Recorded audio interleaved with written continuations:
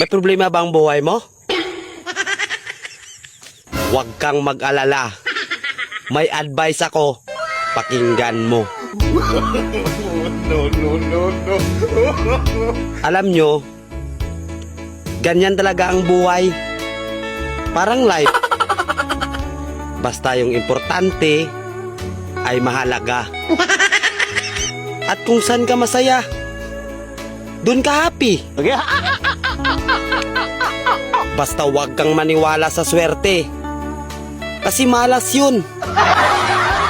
Minsan ay sometimes, kaya matuto tayong tumanggap ng acceptance.